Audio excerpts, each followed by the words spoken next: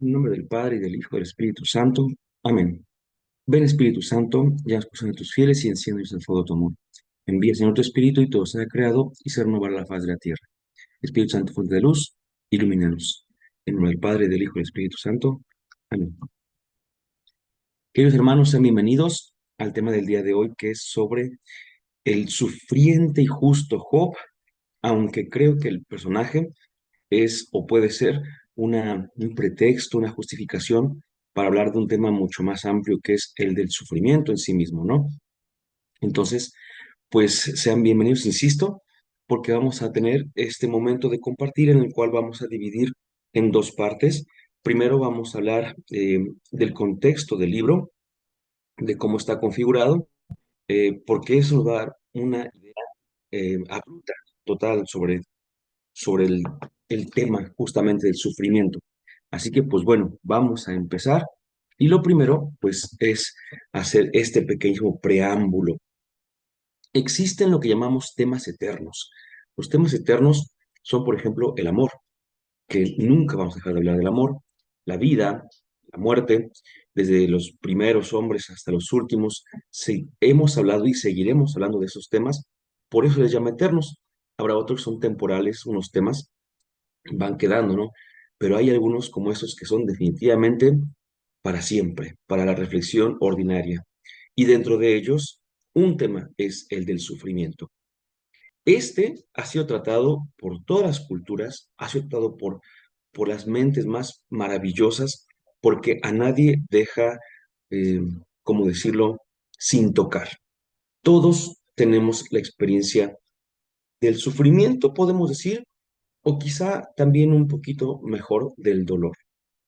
Y de una vez hago la distinción, porque aunque no todos la aceptan, sí hay muchos que pueden decir, estamos de acuerdo, al comentar que el dolor, que puede ser físico, emocional, psicológico, familiar, el dolor es inevitable. En algún momento algo nos va a doler, repito, físicamente, psicológicamente o de cualquier ámbito. Pero lo que llega a ser un poco como opcional, llamémosle así, como una decisión un poquito más libre, es el sufrimiento. Incluso alguna vez un sacerdote nos decía en un tema, decía, Cristo no vino a quitar el dolor, pero sí el sufrimiento. Y eso es importantísimo porque al tener en cuenta que sufrir en ese sentido que estamos proponiendo es una opción, tenemos que entender entonces que es sufrir también. Y es que en este mundo hemos querido darle sentido a lo que nos pasa. Siempre es una cosa que hacemos todo el tiempo, ¿eh? Darle sentido a lo que nos pasa. Y en este caso, ese sentido no es otra cosa sino tratar de entender por qué estamos sufriendo, ¿no? ¿Por qué nos duele la vida? ¿Por qué no estamos en un mundo ideal? ¿Por qué estamos en un mundo que como que nos debe mucho, por así decirlo, ¿no? Pues bueno, sobre este tema entonces se han escrito infinidad de obras, pero hay una obra en particular, con su protagonista, por supuesto, que a mucha gente creyente, obviamente, de nuestra fe, del cristianismo, le ha dado en ocasiones, pues, una cierta esperanza, fíjense, hasta eso, porque a veces nos dicen, es que tú tienes que aguantar, como aguantó Job, tienes que ser paciente como Job fue, debes tener mucha fe, no importa que te esté yendo así lo peor, sigue el ejemplo de Job. Pero aquí la pregunta es, o bueno, dos cosas importantes, una pregunta y una afirmación. La afirmación es que indudablemente todos hemos pasado, insisto, por sus momentos, pero la pregunta es, ¿y realmente es el mensaje del libro? Y una última pregunta, ¿debo entonces quedarme con ese mensaje?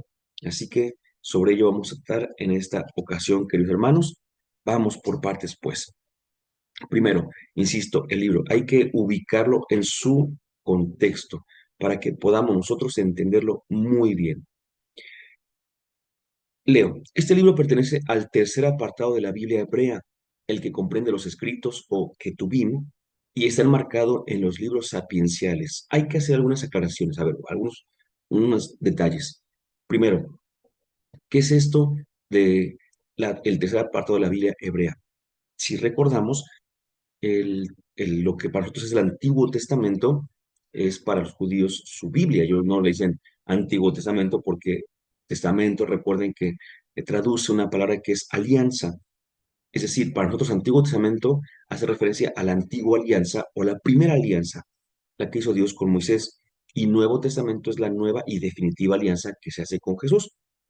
Entonces, pues para nosotros es la primera alianza, ya quedó atrás y pues es la antigua alianza y nosotros estamos viviendo en la nueva alianza.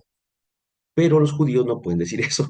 Los judíos tienen su única alianza. Entonces, a la Biblia judía se le puede llamar Tanaj.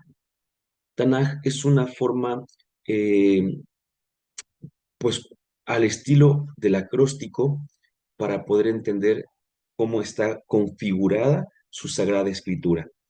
Cada una de las consonantes de la palabra Tanaj es la que nos ayuda a entender. Fíjense, la primera es una T, hace alusión a la Torah, ley o enseñanza, que es conocidísimo el nombre por todos nosotros, ¿verdad? La ley y obviamente la Torah. La N es de los Nevi'im. Nevi'im, los profetas, por ahí tenemos en el canal algunos temas sobre los profetas.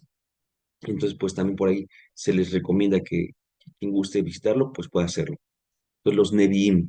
Y por último, la K es de los Ketubim, Tanakh, Torah, Nevi'im y Ketubim. Los escritos que no quedaron como proféticos o como de la ley, se les llama los otros escritos o simplemente los escritos. Entonces, esos escritos son justamente los que tuvimos. Y en estos encontramos el libro de Job. Así que no es un libro de la ley, no es un libro profético, es un libro de distintos géneros y este en particular está enmarcado en los libros sapienciales, es decir, libros de sabiduría. Y por sabiduría, en la Biblia entendemos el arte de vivir en plenitud. Así que la sabiduría bíblica no es mucho conocimiento. Es un cierto conocimiento, por supuesto, pero que tiene que ver con el vivir adecuadamente. Primer punto. Se trata, el libro de Job, de un diálogo poético. Ahorita vamos a hablar de eso de poesía, ¿eh? Porque está muy bien. Enmarcado por dos relatos en prosa. Vean, se trata de un diálogo poético enmarcado por dos relatos en prosa. A ver, ¿cómo está esto? Si nosotros abrimos el libro de Job, así tranquilamente, vamos a ver que el primer capítulo, aquí lo voy a poner, está en prosa, a renglón seguido y hasta el final, pero si vemos un poquito más adelante, aquí ver, bueno, voy a poner que sea mejor, aquí es el mismo lo de Job, pero ya está no a renglón seguido, sino en verso. Entonces, por eso dice, se trata el libro de Job de un diálogo poético, punto número uno. Y está enmarcado por dos relatos en prosa. ¿Por qué? Porque empieza con un texto en prosa y termina con un texto en prosa. Esto ya nos tiene que decir, obviamente, muchas, muchas cosas. Y esto que nosotros vemos, pues también los estudiosos se han puesto a pensar, ¿por qué? ¿Qué es lo que aconteció aquí? Y bueno, vamos a ver. Aborda el libro el profundo problema teológico del sentido y función del dolor en la vida de un hombre justo, con las consecuencias que todo ello trae consigo en cuanto a relaciones del hombre con Dios. Es decir, nosotros experimentamos el problema del dolor en la vida. ¿Cómo podemos, decíamos hace ratito, justificar la existencia del dolor? ¿Tiene algún sentido el dolor?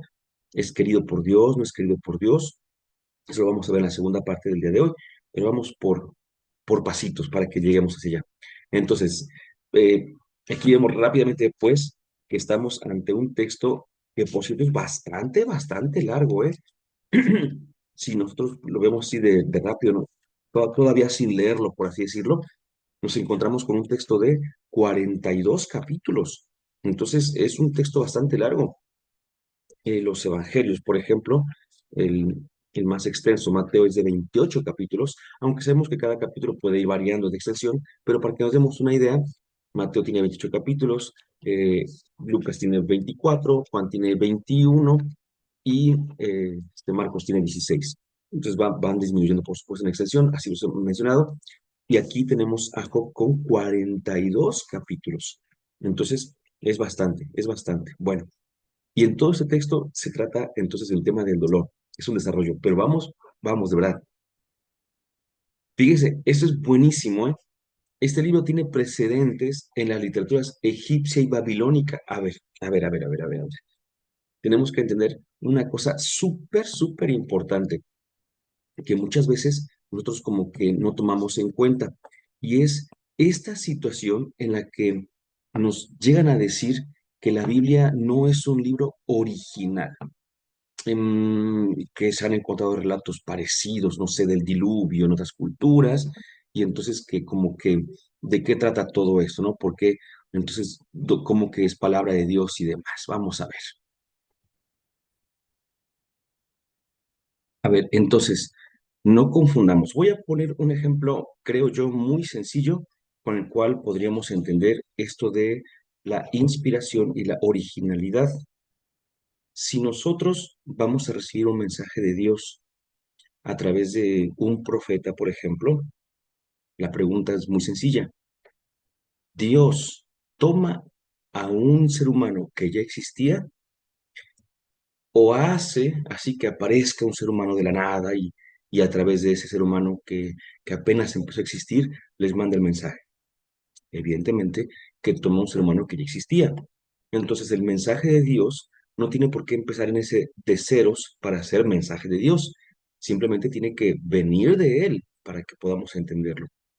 Pues con la inspiración pasa algo parecido, que que existan textos parecidos o incluso que sean la fuente de ese texto y de otros, no significa que no esté inspirado, porque Dios pudo suscitar en el escritor sagrado ese movimiento que le hace a él, así decir, eh, con esto podemos dar un mensaje. ¿Sí? Entonces, no es que diga, por fuerza tienes que inventar un relato así desde cero, o tienes que escribir sin saber nada, así desde cero todo. No, eso no funciona así. Y el ejemplo más claro, ahora ya aplicado, pues es con Jesús. Jesús cuenta muchas parábolas, pero las parábolas de Jesús no son inventadas por él, sino que son parábolas en general que ya se conocían. Eso sí, y es lo que también aquí pasa, se hace un pequeño ajuste para que el mensaje se adecue justamente a los destinatarios y se adecue obviamente al mensaje divino, por supuesto, ¿no? Entonces, ahí está el punto, no es que se parta de cero, porque hay gente que ha querido desprestigiar y quitar el valor de inspirado a los textos bíblicos por el solo hecho de decir, es que ya había antes un texto parecido.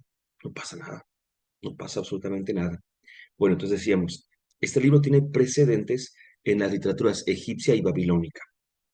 Egipto está al sur de Tierra Santa y recordemos que en algún momento estuvimos como pueblo de Dios, por supuesto, yo no estuve ahí, ¿verdad? Pues estuvo el pueblo de Dios, vaya, en Egipto, ¿se acuerdan? Cuando llegan con los patriarcas y que Moisés los libera de ahí, según es como lo decimos usualmente. Y Babilonia está al este, al oriente de Tierra Santa, y también hubo influencia, y ahorita van a ver que esta también es muy importante. Entonces, el que encontremos en Egipto y en Babilonia precedentes es lo más normal, porque ahí estuvieron los del pueblo de Dios, sí, ahí estuvieron. Bueno, especialmente en algunos diálogos que tratan acerca de los problemas de la vida humana y de la justicia de los dioses, entendiendo que los dioses se refiere a los textos egipcios y babilónicos. ¿Sí? Bueno, es posible que el autor israelita estuviera familiarizado con algunas de estas obras. Es posible, para empezar es posible. Probable también es muy probable, ¿verdad?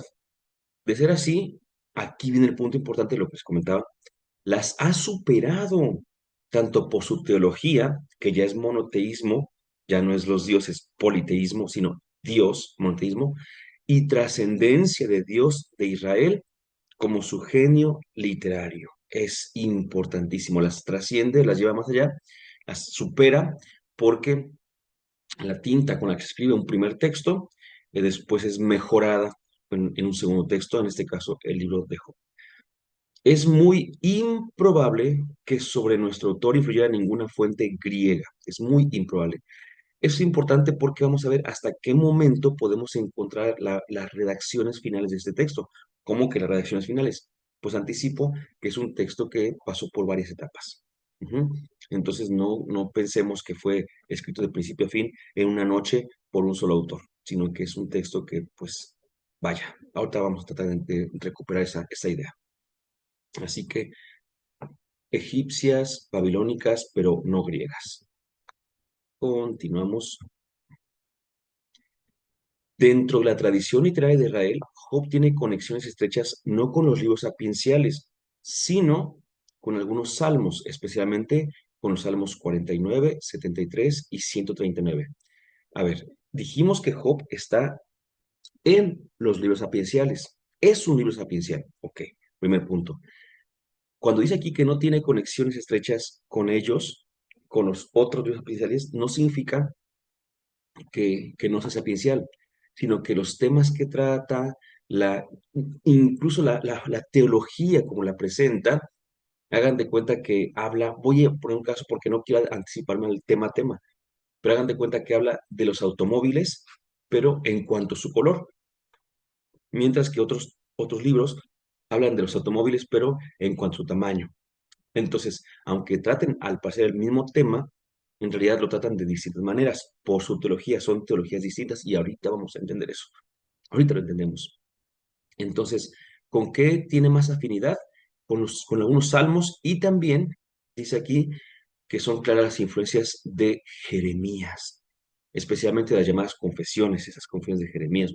Buenísimo, buenísimo. Pero tomado en su conjunto, el libro es una composición singular que no puede clasificarse en la misma línea de otras obras. Es decir, estamos ante un texto que a cierto punto también es muy original con respecto a los demás libros bíblicos. Esto es importantísimo, ¿eh? No dejemos de tomarlo en cuenta porque esto nos va a ayudar mucho para poder entender el valor real del libro de Job. Y bueno, ya casi, ¿eh? El libro.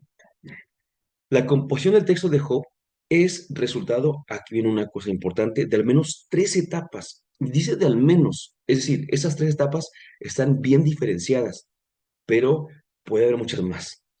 Puede haber muchas redacciones, ediciones. Recuerden que los libros bíblicos, puede haber uno que otro por ahí, y entiéndase las cartas de Pablo, sobre todo las más breves, entre otros, ¿verdad? Que podemos afirmar que se escriben de principio a fin, pero la mayoría de los textos, o bueno, casi todos yo creo, han pasado por ciertas ediciones. Esas ediciones no son a gusto del consumidor, no son convenencieras en un sentido no religioso, no teológico, sino que esas ediciones responden justamente al mensaje y a la necesidad teológica. Sí, el mensaje teológico y la necesidad teológica. Es decir, si yo, por ejemplo, voy a poner un caso muy sencillo, muy rápido, ¿no? Si yo, por ejemplo, digo, bienaventurados los pobres, dice Lucas, porque su comunidad es pobre, pues obviamente que dice bienaventurados los pobres, pero la comunidad de Mateo no es pobre, o es lo que se afirma de común, ¿no? Sino que es una comunidad rica. Entonces, aquí, para incluirlos en el mensaje de salvación, Mateo hace un añadido muy pequeño, pero que teológicamente tiene un valor muy grande, y dice, bienaventurados los pobres de espíritu. Ese tipo de ediciones a ciertos relatos es de lo más común, pero repito, no son nada más convenencieros así como para decir es que me conviene poner esto y pues lo voy a decir. No, no, no. Al contrario, son escritos perdón, son ediciones que nos ayudan muchísimo. Así que esto, primero, dice, una primera y antigua, la primera etapa que podemos identificar es una primera y antigua leyenda sobre un tal Job, ¿sí? Hombre próspero y piadoso que repentinamente perdió todas sus riquezas, pero no la fe en Dios. A ver, había entonces un cuentecito. Por cierto, si vemos aquí lo que abarca capítulos 1 al 2 Y del capítulo 42, los versos 7 al 17, es decir, ni tres capítulos, pero pongámosle tres capítulos, es muy pequeño. Había un cuentecito muy, muy pequeño, una narración, una leyenda, sobre un hombre llamado Job, que era próspero, piadoso, pero de repente perdió todas sus riquezas, mas no la fe en Dios. Muy bien. Ese es el sustrato más antiguo. Ahora, cuando el autor del libro de Job, escuchen, estaba el rato, y cuando llegó alguien al que vamos a entender como el autor del libro, dice, llega, toma esta obra y dice, pues vamos a aclarar muchas cosas, ¿sí? Em, Les voy a poner otro ejemplo, pues, de los evangelios para que podamos entender quizá un poquito más. Y lo que voy a decir es un poquito arriesgado, pero considero que está dentro de lo lógico. Si leemos el Evangelio de Marcos, en el final canónico, aunque posterior, dice que Jesús resucitado se apareció después a dos hombres que iban a una aldea. Y ya, es todo lo que dice. Pero Lucas, que escribe después, nos cuenta un relato único de él, bien conocido por todos, que es los discípulos de Maús, y que es, pues relata el encuentro de Jesús resucitado, la aparición de Jesús resucitado a dos hombres que se dirigían a una aldea, pero allí hay hasta diálogos, hay un caminar, hay enseñanza, hay fracción del pan y demás. Es decir, como si ese relato original de Marcos, de dos renglones, que dice que se le apareció a dos que iban camino a una aldea, Lucas lo hubiera extendido, ¿verdad? Desarrollado. Pues aquí el autor del libro de Job se encontró con este cuento y dijo, con este cuento vamos a hacer toda una enseñanza y que tiene su razón de ser, con lo que primero que hablábamos. Bueno, y entonces dice, esta obra fue primero adoptada, fue agarrada, aceptada y después fue adaptada por el autor del libro de Job, de manera que sirviera de marco al tema de su obra. Y el tema de la obra que quería tratar era, a ver, hasta fíjense nada más, era el tema de por qué los justos a veces no les va tan bien. ¿Por qué al bueno le va mal? Dicen algunos. ¿Y por qué a veces al malo le va bien? Dicen otros, ¿no? Entonces esa es una experiencia común. Entonces, miren, yo como en mi parte docente, les cuento así rápido, que a veces me dan un tema, ¿no? De los temarios que llevamos, veo un tema. Muy bien, a ver, por ejemplo, voy a decir uno que he tomado últimamente, y es el tema de la familia. Y entonces en el tema de la familia digo, bueno, a ver, ¿qué tanto influye la familia en la formación de la personalidad y todo esto? Y entonces digo, ya sé, recuerdo una película. Espero que pues la hayan visto para que se entienda mucho más rápido, pero si no, pues hasta recomiendo que la vean. La película se llama Encanto. Dije, vi esta película que se llama Encanto y a mí me parece que es una película que demuestra muy bien el, el peso que tiene la familia en los integrantes, como uno de ellos es hasta, hasta se va, por así decirlo, porque no cumple con los estándares y porque al parecer es no muy grato ante los ojos de los demás. Una nieta, pensando ya en la matriarca, que es la abuela, una nieta es la que es la mayor y le dicen es que tú tienes que ser fuerte. Y en la película la ponen así como muy fuerte físicamente, pero hay un momento en donde dice, es que yo no puedo ser débil porque yo tengo que sostener a todos. Es una cosa tremenda hablando de las relaciones familiares, ¿eh? Hay otra que es la más bonita y así la presenta como la bella, una belleza que hasta las flores salen cuando ella pasa, pero cuando ella se expresa, o sea, cuando les dan voz a los personajes, ella dice, es que se me ha pedido ser perfecta. O sea, lo que le pesa ahí es que le ha pedido ser perfecta. Entonces se van dando cuenta cómo estas relaciones familiares son increíbles ahí en esa película. Entonces, en el temario que a mí me dan, no dice ver la película Encanto. Dice, aquí hay que hablar de la familia pues su influencia.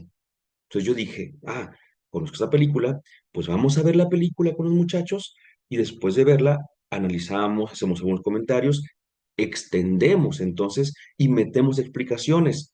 Entonces, el tema que tenían por tratar en aquellos tiempos, el tema era el del justo al que le va mal. Y entonces alguien dijo, ya sé, voy a tomar esta parte, este cuento que hay sobre un justo próspero y piadoso, que de repente le va mal. Y sin embargo, no pierde la fe en Dios. Muy bien, y lo voy a extender. Y así lo hizo. Entonces, tomó esta obra, recibió de Marco, y entonces desarrolló su idea. Compuso una serie de 3 ciclos de extensos diálogos entre Job y sus 3 amigos primero, y entre Dios y Job, centrados en la justicia divina. Y en pero fíjense qué interesante porque el cuento original, el relato original, vaya, chiquito, no llegaba a ningún lugar. Simplemente decía, a este bueno le va mal, pero no pierde la fe en Dios. Llega una edición donde lo ponen como marco de un relato mucho más extenso, pues vean, del capítulo 3 al 27, 24 capítulos, 25, podríamos ir allí, y del capítulo 29 al 31, pues de los 42 capítulos que decíamos hace ratito, 30, por así ponerlo, son de esta primera edición para nosotros, por así también mencionarlo, ¿no? Que es justamente el desarrollo de lo que viene ya en poesía, ya no es la prosa, ¿no? El relato original era en prosa, por eso es que estaba así, decíamos, ahora viene la poesía, y ahí vienen justamente en ciclos de diálogos. Primero, Job con sus amigos y luego Job con Dios, pero tampoco se resuelve nada. ¿Sí? Posteriormente se introdujeron un poema de alabanza a la sabiduría, capítulo 28, y el discurso de Eliú, un último amigo que llega por ahí, de repente, aparece de la nada, ¿no? Capítulos 32 al 37, como explicación alternativa por considerar insuficiente la respuesta dada a Job por sus 3 amigos. Entonces decíamos, como que ellos hablan con él, pero no se llega a nada, entonces hace falta otro momento en el cual haya otra intervención y que podamos llegar más allá. Es buenísimo esto, ¿eh? Si uno puede decir, y se puede confundir a veces, ¿no? Dicen, pues yo aquí estoy viendo la mano de una persona que se escribe y escribe y escribe, pero como que no veo que Dios inspire. No, no, es que justamente la inteligencia usada en ese sentido, la inteligencia que desarrolla el cuento original, la inteligencia que compone y edita, también es inspirada por Dios. Así que no tengamos miedo, por supuesto. Quiero leer una cosa bien interesante porque esto nos va a ayudar muchísimo. Fíjense, el texto que ha llegado hasta nosotros data, el que tenemos nosotros ya, los 42 capítulos, data de antes de inicios del siglo II antes de Cristo. Antes de inicios del siglo II antes de Cristo. En este siglo no conoce aún la retribución más allá de la muerte. Y nos menciona eh, concretamente el capítulo 14, versículos 7 al 22. Es decir, siempre es en esta vida, en esta vida, en esta vida. ¿Sí? Por cierto, algunos datos, esta diapositiva en particular y lo que acabo de leer, los obtuve de esa edición de Biblia que es la Biblia, libro del pueblo de Dios. ¿Sí? Ya ven que vamos tomando algunos datos de por aquí, otro por allá. Entonces, los anteriores son de un comentario bíblico y ahorita estamos con esto. Así que rápidamente decimos, la edición que tenemos no es más cercana que el siglo II, ¿sí? Porque la edición que tenemos es de antes de inicios del siglo II, o sea, 200 años antes de Cristo, 200 años, y por tanto no conoce la retribución, y esa palabrita hay que recordarla. Los diálogos con los amigos fueron compuestos después del exilio babilónico. ¿Cuándo es el exilio babilónico? Siglo VI antes de Cristo, o sea, todavía antes, porque al ser antes de Cristo, mientras más grande el número, más lejos. ¿Sí? Los diálogos, por tanto, fueron compuestos después del exilio probablemente en tiempos del dominio persa.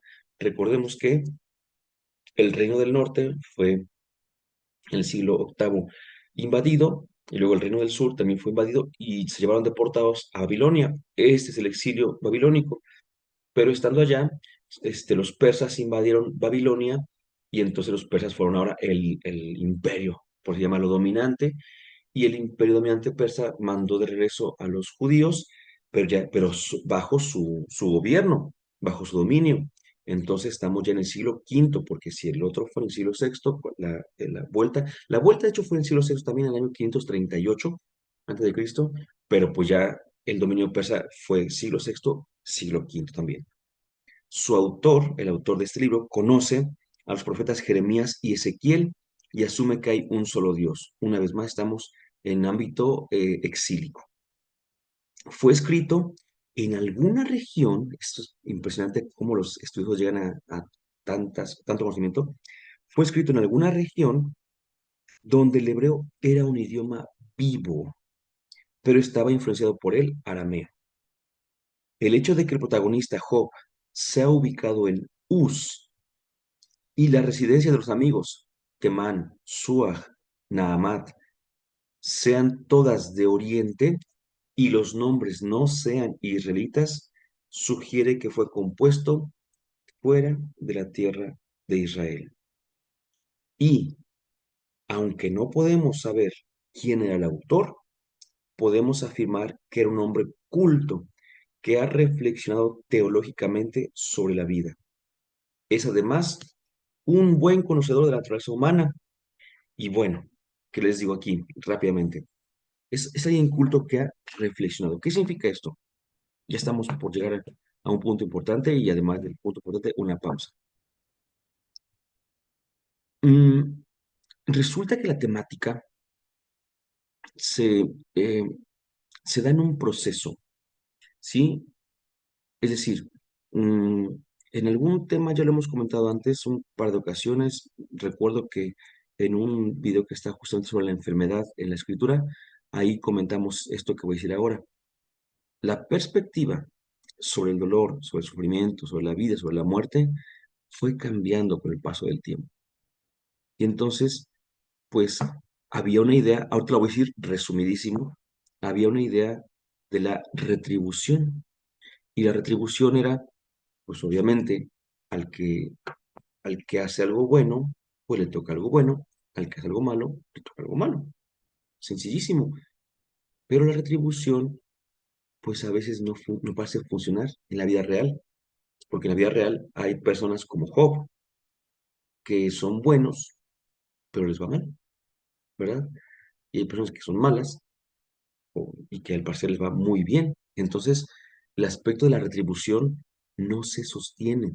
Sin embargo, en la misma escritura hay textos que la afirman, pero porque son textos antiguos y que están también en el proceso, por supuesto, también. Entonces, seguimos avanzando y aquí también se encuentran con eso, pero vienen a echar abajo justamente la idea de la retribución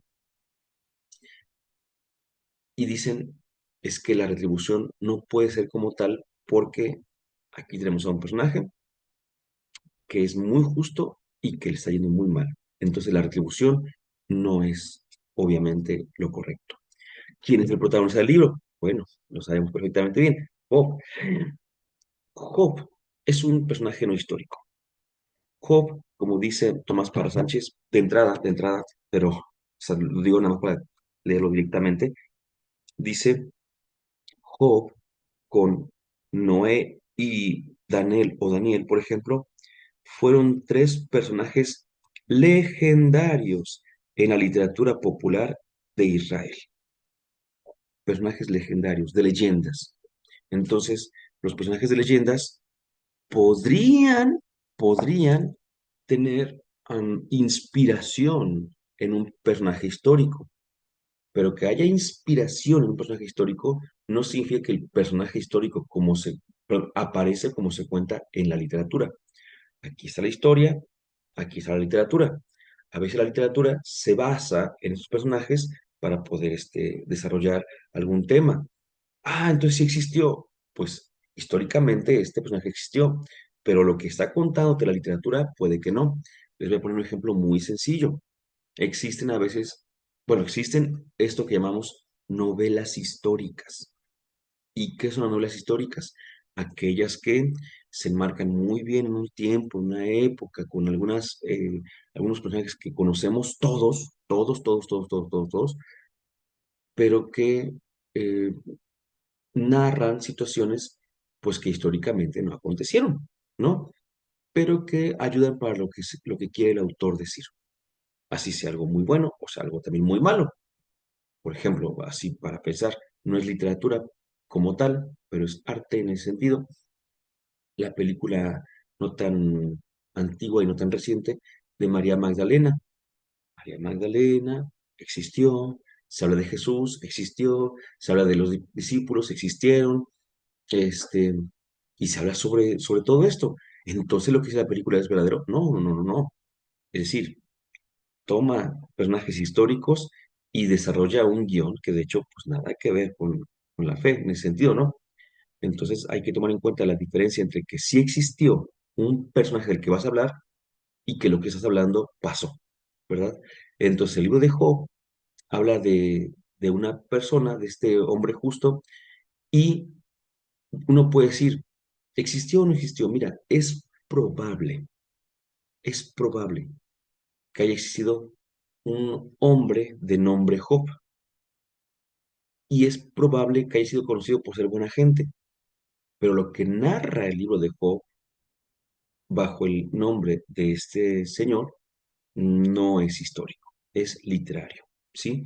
Entonces, hay que tener cuidado porque hay que hacer muchas distinciones y no ser tan tajantes, ¿no? El nombre Job se puede definir, algunos lo ponen como traducir, porque viene del hebreo, como enemistado, otro como el que vuelve a Dios, pues se me hace una interpretación bastante eh, espiritual. Otros traducen el nombre Job como ¿dónde está Dios? Pero escuchando una participación que espero proponérselas en un enlace de YouTube, también dice que Job significa sufrimiento. Y el biblista que comentaba esto decía, es que no estamos ante un personaje histórico, basta con saber que su nombre es sufrimiento, que Job significa sufrimiento. Entonces ya desde ahí estamos entendiendo de qué va a tratar este libro, ¿verdad? Bueno, pues tenemos aquí el contexto general de la obra, es la primera parte, nos toca hablar del tema del libro, pero sobre ese tema vamos a volver después de una pequeña pausa. En nombre del Padre, del Hijo y del Espíritu Santo.